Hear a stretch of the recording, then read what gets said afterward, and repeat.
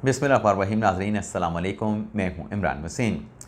नाज़रीन, करप्शन से मुतल्लिक बड़ी ख़बर से अपने आज के इस प्रोग्राम का हम आगाज़ करेंगे, जिसमें आप नाज़रीन को ये बताएंगे कि गज़ब करप्शन की अजब कहानी क्या है और इस मामले पे नया पेंडोरा बॉक्स क्या खुला है। और इस खबर की डिटेल्स आपकी खिदमत में पेश करने के बाद हमारे प्रोग्राम की जो दीगर अहम ख़बरें हैं, जिनकी हेडलाइंस या जिनके टाइटल्स थंबनेल पे आप नाज़रीन ने पढ़े हैं, ख़ास तौर पे मुआहिदा मक्का के बाद जो पाकिस्तान ने आलमी महाज पर एक और बड़ी कामयाबी हासिल की है, इस खबर की डिटेल और दीगर ख़बरों की तफसीलात आगे चल के आपकी खिदमत में पेश करेंगे। लेकिन प्रोग्राम का आगाज़ करने से पहले आपसे दरख्वास्त के चैनल को सब्सक्राइब कर लें, बेल आइकॉन का बटन प्रेस करें, वीडियो पसंद आए तो इसे लाइक और शेयर ज़रूर कीजिएगा। तो पहली खबर से गुफ्तगू का आगाज़ करते हैं। नाज़रीन, पाकिस्तान पीपल्स पार्टी के एक अहम रहनुमा हैं, सेनेटर हैं जनाब फ़ारूक एच नाइक साहब। और आप जानते हैं कि जो नाइक साहब हैं वो जजेस तकर्री के जो जुडिशल कमीशन है, जिसके सरबराह chief justice of Pakistan justice Yahya Afridi हैं, उसमें पाकिस्तान पीपल्स पार्टी की तरफ से नुमाइंदा बतौर रुकन के तौर पे वो शामिल हैं। अच्छा, पीपी की तरफ से तो नाइक साहब हैं, तहरीक इंसाफ की तरफ से बैरिस्टर गौर साहब हैं, बैरिस्टर अली ज़फ़र साहब हैं। अब बैरिस्टर गौर साहब का हमने क्योंकि नाम लिया है तो उनकी वालदा का इंतकाल हुआ है, तो प्रोग्राम में हम ये दुआ करेंगे कि अल्लाह ताला बैरिस्टर गौर साहब की वालदा की मग़फ़िरत फ़रमाए, उन्हें जन्नतुल फ़िरदौस में आला मकाम अता फ़रमाए, और ये जो सदमा है बैरिस्टर गौर साहब के लिए, उन्हें ये सदमा बर्दाश्त करने की हिम्मत और इस्तकामत अता फ़रमाए। अब जो हम बात कर रहे थे करप्शन की स्टोरी की, फ़ारूक एच नाइक साहब जुडिशल कमीशन के रुकन हैं, लेकिन इसके साथ साथ उनके पास एक और अहम पोर्टफोलियो भी है, और वो ओहदा उनके पास है जो सेनेट की कायमा कमेटी है बराए कानून व इंसाफ की। अब सेनेट की कायमा कमेटी बराए कानून व इंसाफ का गुज़िश्ता रोज़ इजलास होता है, जिसमें बुलाया गया था जो मौजूदा चेयरमैन नैब हैं लेफ्टिनेंट जनरल रिटायर्ड जनाब नज़ीर अहमद भट्ट साहब। अब उस कमेटी में जनरल साहब, चेयरमैन नैब साहब पेश होते हैं, तो कमेटी की तरफ से कहा जाता है कि ग़ालिबन आप पहली मरतबा किसी स्टैंडिंग कमेटी में पेश हो रहे हैं। बड़े अहम मुकालमे होते हैं, बड़े दिलचस्प मुकालमे होते हैं। तो चेयरमैन नैब की तरफ से लेफ्टिनेंट जनरल रिटायर्ड नज़ीर अहमद भट्ट साहब की तरफ से कहा गया कि बतौर चेयरमैन तो मैं कमेटी के सामने पहली मरतबा पेश हो रहा हूँ, लेकिन इससे पहले कई मरतबा जो मेरे पास पोर्टफोलियो था या मेरे पास जो माजी में डेजिग्नेशन ओहदा था, मनसब था, तो उस सिलसिले में मैं कई मरतबा पार्लिमानी स्टैंडिंग कमेटी के सामने पेश होता रहा हूँ। जब चेयरमैन साहब पेश हुए तो उनकी तरफ से ये बताया गया कि 2023 में उन्हें चेयरमैन नैब बनाया गया। तो उनका ये कहना था कि उनके दौर में किसी भी शख्स को जो है सियासी इंतकाम का निशाना जो है वो नैब की तरफ से नहीं बनाया गया। अब जैसे मैंने कहा कि 2023 में नज़ीर अहमद भट्ट साहब की तैनाती होती है, उसके बाद इमरान खान के तोशाखाना 1 का केस चलता है, इमरान खान साहब का जो 190 मिलियन पाउंड का मुकदमा चलता है, ये दोनों केसेस जो हैं वो अकाउंटेबिलिटी कोर्ट में चलते हैं। तो चेयरमैन साहब जो कह रहे हैं कि किसी को सियासी इंतकाम का निशाना नहीं बनाया गया, तो इसका मतलब ये है कि इमरान खान साहब के ख़िलाफ़ जो नैब ने केसेस बनाए थे वो पॉलिटिकल नेचर के नहीं थे। वो चेयरमैन नैब के मुताबिक जो है वो क्रिमिनल ऑफेंस थे, जिस पर इमरान खान साहब को और उनकी अहलिया बुशरा बीबी साहबा को जो है वो प्रोसिक्यूट किया गया। ये बात स्टैंडिंग कमेटी में नहीं हुई, लेकिन जब चेयरमैन साहब ये कह रहे हैं कि किसी को सियासी इंतकाम का निशाना नहीं बनाया गया, तो फिर इसका मतलब ये है कि जो नैब के रेफरेंसेस इमरान खान और बुशरा बीबी साहबा के ख़िलाफ़ थे वो सियासी केसेस नहीं थे, बल्कि वो कानूनी मुकदमा थे। लेकिन बहरहाल चेयरमैन नैब से जब ये सवाल पूछा गया कि माजी में नैब क्या करता रहा और जब से आप आए हैं करप्शन में कितनी कमी वाक़या हुई है, तो चेयरमैन साहब ने कहा कि माजी का तो मैं जवाबदेह नहीं हूँ, मेरे मनसब संभालने से पहले नैब में क्या होता रहा मैं उसका जवाबदेह नहीं हूँ, मैं अपने दौर का जवाबदेह हूँ। और जहाँ तक करप्शन की कमी की बात है कि मेरे आने के बाद करप्शन कितनी कम हुई है, तो चेयरमैन नैब साहब ने ये तो ज़रूर बताया कि 22 कोई बिलियन का जो है वो बजट दिया गया इन 3 सालों में नैब को, और कोई 16 ट्रिलियन बिलियंस की जो है वो मतलब 1600 अरब की जो है उन्होंने कहा कि हमने ये रिकवरी की है। लेकिन उसके साथ साथ चेयरमैन नैब का ये भी कहना था कि जब मुझसे ये सवाल हो रहा है, मैं आपको बड़े आसान अल्फाज में पूरी कहानी स्टैंडिंग कमेटी की बताने की और समझाने की एक नाकाम कोशिश कर रहा हूँ, उम्मीद करता हूँ कामयाब होऊंगा। तो उसमें चेयरमैन नैब साहब ने कहा कि दरअसल जहाँ आप करप्शन के ख़ात्मे की बात करते हैं तो मेरे तो हाथ बांध दिए गए हैं और मेरे हाथ पांव बांध के मुझे करप्शन के समंदर में फेंक दिया गया है। तो चेयरमैन नैब साहब ये कह रहे थे कि जो हालिया दिनों में या हालिया अरसे में जो नैब कानून में तरमीम की गई हैं, उसके नतीजे में नैब के जो दांत हैं वो निकाल दिए गए हैं।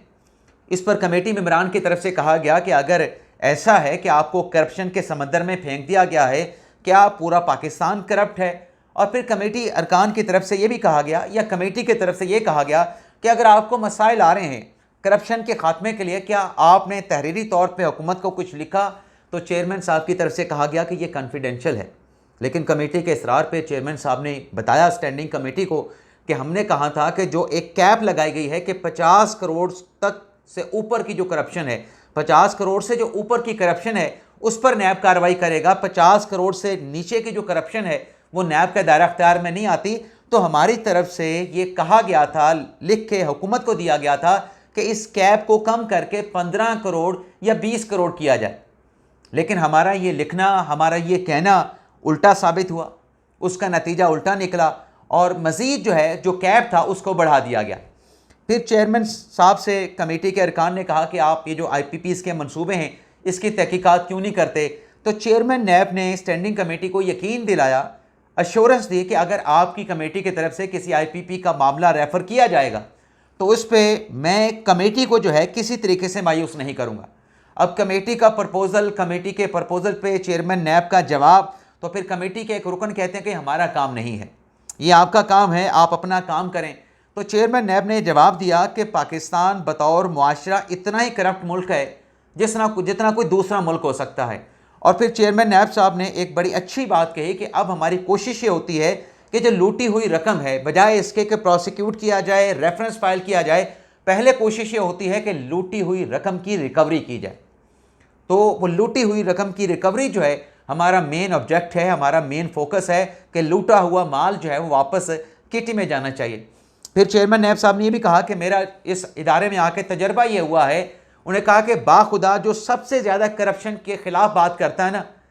वो जब पकड़ा जाता है उसके घर से करप्शन का ज़्यादा माल बरामद होता है, उसके घर में करप्शन का पैसा ज़्यादा निकलता है, ये चेयरमैन नैब ने कहा। और वैसे भी कहा जाता है कि चोर अगर किसी के घर पे वारदात डाले और वहाँ पे अगर पुलिस आ जाए तो चोर भी वहाँ पे चोर चोर कहना शुरू हो जाता है। तो एग्जैक्टली चेयरमैन नैब ने भी वही कहा कि जो लोग करप्शन करते हैं वही करप्शन का ज़्यादा जो है वो शोर शराबा करते हैं ताकि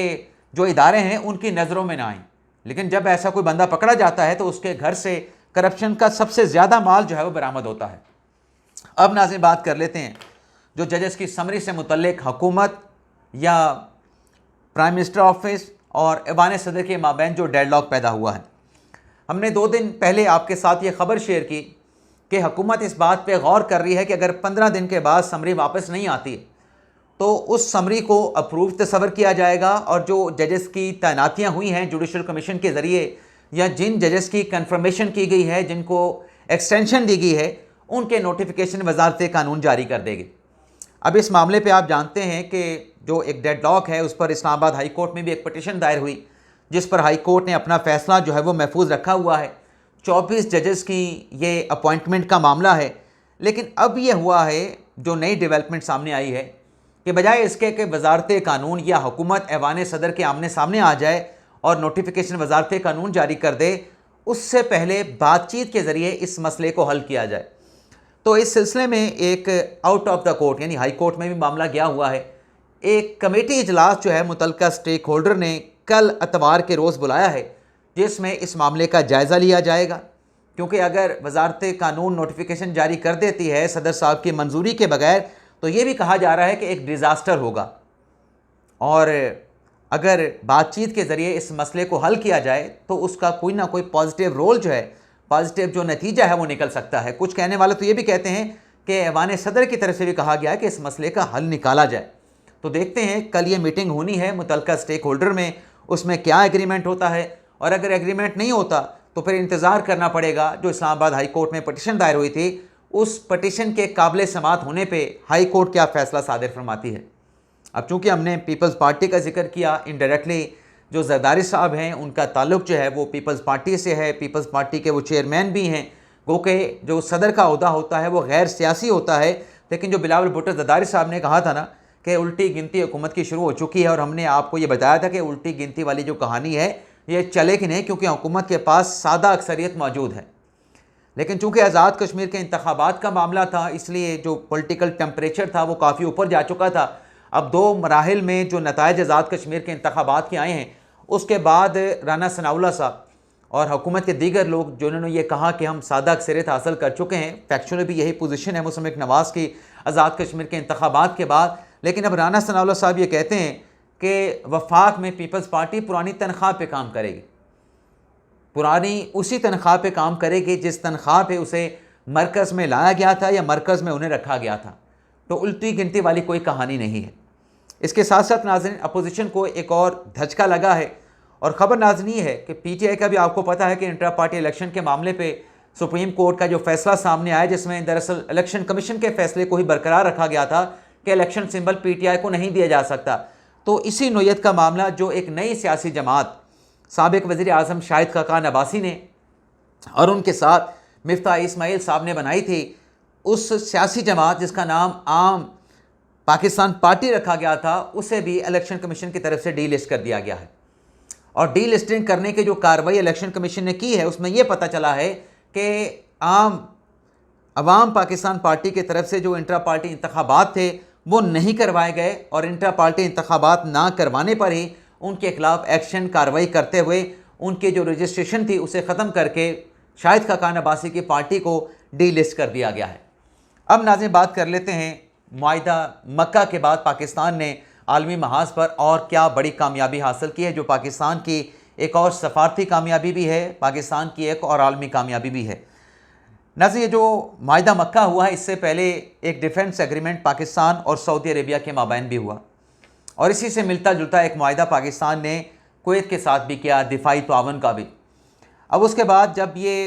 मुआहिदा मक्का की खबर सामने आई, उसमें आपने देखा, ज़ाहिर सी बात है कि इस मुआहिदे में फील्ड मार्शल आसिम मुनीर साहब का जो किरदार, जो कोशिशें, जो उनकी डेडिकेशन शामिल थी, वो किसी से ढकी छुपी नहीं। और इस मुआहिदे की तकरीब में जो सऊदी वली अहद हैं, सऊदी अरब के जो वज़ीर आज़म हैं शहज़ादा मोहम्मद बिन सलमान, उन्हें जब फील्ड मार्शल आसिम मुनीर ने सैल्यूट किया, तो उसके मतलब रेसिप्रोकेट बदले में जो शहज़ादा मोहम्मद बिन सलमान थे, उन्होंने फील्ड मार्शल आसिम मुनीर को भी सैल्यूट किया। यानी वो तो फ़ौजी हैं, फील्ड मार्शल आसिम मुनीर साहब, उनकी तरफ से तो एक मुल्क के बड़े ओहदेदार को,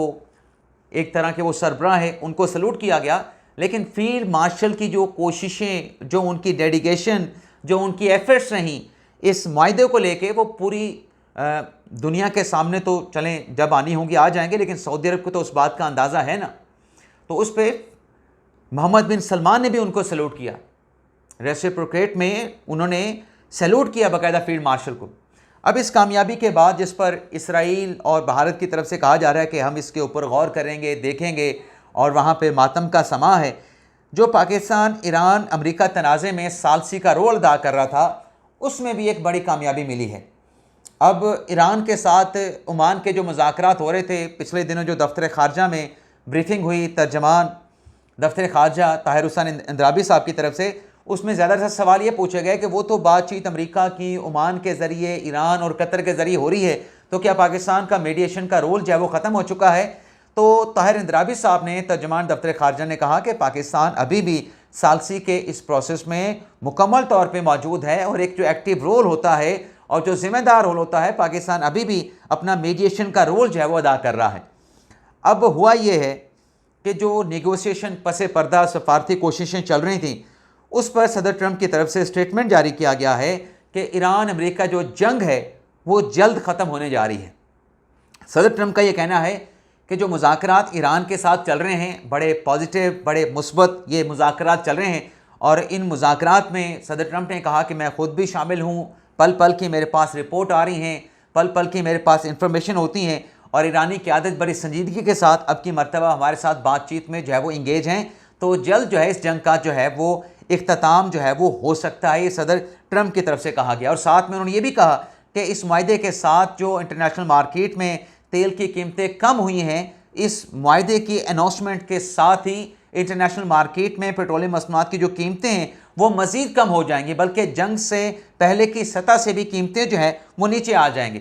तो यहाँ पर भी पाकिस्तान का सालसी का रोल है, जिसे दुनिया की तरफ से एक्सेप्ट किया गया, जिससे दुनिया की तरफ से सराहा गया। और अगर आइंदा आने वाले 1 से 2 दिन में, 3 दिन में या आइंदा हफ्ते ये मुआहिदा, क्योंकि वो 60 रोज़ की एक डेडलाइन भी थी, बीच में झड़पें भी हुई, कशीदगी भी हुई, अमेरिका की तरफ से बमबारी भी की गई, ईरान की तरफ से उसका रिएक्शन भी दिया गया, लेकिन मुज़ाकरात चल रहे थे। और इसमें अगर ये 60 दिनों के कैप के अंदर ये मुआहिदा तय पा जाता है तो ये पाकिस्तान की एक आलमी महाज पर एक और बड़ी कामयाबी होगी।